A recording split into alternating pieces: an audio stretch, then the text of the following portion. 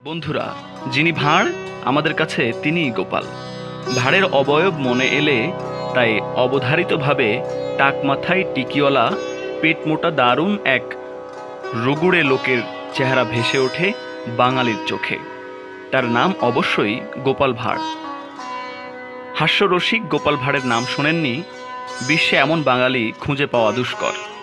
গোপাল ভাঁড় ছিলেন মধ্যযুগের নদিয়া অঞ্চলের একজন প্রখ্যাত মনোরঞ্জনকারী। তার আসল নাম গোপাল চন্দ্র প্রামাণিক। তিনি অষ্টাদশ শতাব্দীতে নদিয়া জেলার প্রখ্যাত রাজা কৃষ্ণচন্দ্রের রাজসভায় যুক্ত ছিলেন। রাজা তাকে সভাসদদের একজন হিসেবে অন্তর্ভুক্ত করেছিলেন। কৃষ্ণচন্দ্রের রাজসভা ও জনগণের যাবতীয় বিনোদনের আস্ত এক ভাণ্ডার ছিলেন বুদ্ধিমান গোপাল। কিন্তু এত প্রিয় মানুষ হয়েও বাংলাতে তার ঠাঁই হয়নি, বরং দেয়া হয়েছিল ফাঁসির আদেশ। তখন ছিল 1757 সাল। তরুণ সিরাজউদ্দৌলা ওই সময়ে বাংলা প্রেসিডেন্সি অর্থাৎ বিহার ও উড়িষ্যার নবাব ছিলেন।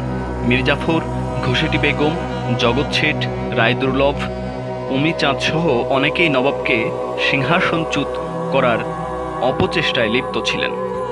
তারা প্রত্যেকেই তাদের হীন স্বার্থ হাসিলের উদ্দেশ্যে শর্ত সাপেক্ষে ইংরেজ বণিকদের সঙ্গে চুক্তি করেন। ঠিক ওই সময় কৃষ্ণনগরের রাজা কৃষ্ণচন্দ্র নবাব বিরোধী ওই ভয়ঙ্কর বলয়ে যোগ দেওয়ার পরিকল্পনা করেন। কৃষ্ণচন্দ্রের এই পরিকল্পনায় রাজসভার সবাই সমর্থন করলেও শুধু একজন ব্যক্তি না করলেন, আর তিনি হলেন গোপাল ভাঁড়। রাজা কৃষ্ণচন্দ্রকে গোপাল বললেন, ইংরেজরা গায়ে সূঁচ হয়ে ঢুকে কুড়াল হয়ে বের হবে।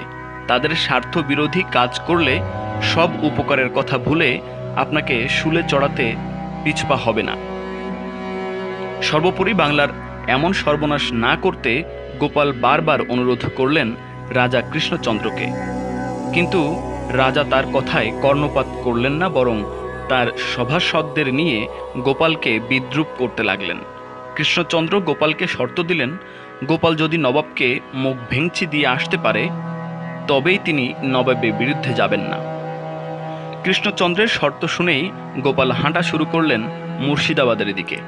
কিন্তু তাকে ভগীরথী নদীর তীরে গড়ে ওঠা হীরাঝিল প্রাসাদে ঢুকতে দেওয়া হচ্ছিল না কিছুতেই। গোপাল বুদ্ধি করেই এক প্রহরীর হাতে কামড় বসিয়ে দিলেন। ফলশ্রুতিতে বিচারের জন্য নবাবের কাছে নেওয়া হলো গোপালকে।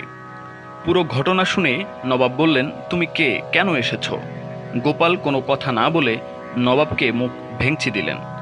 নবাব রেগে গোপালকে আটক করলেন, বললেন, আগামীকাল তোমার বিচার হবে। এরই মধ্যে গোপাল মির্জাফরকে চুপি চুপি বললেন, আমি এসেছিলাম তোমাদের ষড়যন্ত্র ফাঁস করে দিতে, কিন্তু কিছু বলবো না, কারণ এসব কথা ফাঁস করে দিলে কৃষ্ণচন্দ্রও ফেঁসে যাবে। নবাব তাকে সরিয়ে অন্যজনকে ক্ষমতায় বসাবেন। আমি চাই না কৃষ্ণচন্দ্র তার ক্ষমতা হারিয়ে ফেলুক, তিনি যে আমার অন্নদাতা। মির্জাফর তার এমন কথা শুনে রীতিমতো ঘাবড়ে গেলেন। মির্জাফর চক্রান্ত করে গোপালের ফাঁসির ব্যবস্থা করলেন, কিন্তু গোপালের মাঝে কোনো পরিবর্তন দেখা গেল না।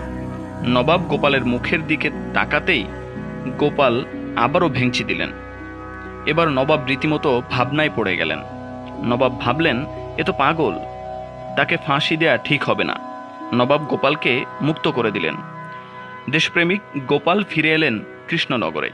যখন জানতে পারলেন কৃষ্ণচন্দ্র তার সিদ্ধান্তে অটল, গোপাল ঠিক করলেন রাজসভায় আর যাবেন না, এমনকি রাজ্যেই আর থাকবেন না। অত্যন্ত ব্যথিত মন নিয়ে কাউকে কিছু না বলে রাতের অন্ধকারে পরিবার নিয়ে রাজ্য ত্যাগ করলেন গোপাল ভাঁড়। এরপর থেকে সদা হাস্যময় গোপাল ভাঁড়কে বাংলায় আর দেখা মেলেনি। বন্ধুরা, আজ এ পর্যন্ত। সামনে নতুন কোনো তথ্য ও নতুন কোনো ভিডিও থাকছে আপনাদের জন্য, সে পর্যন্ত সাথেই থাকুন।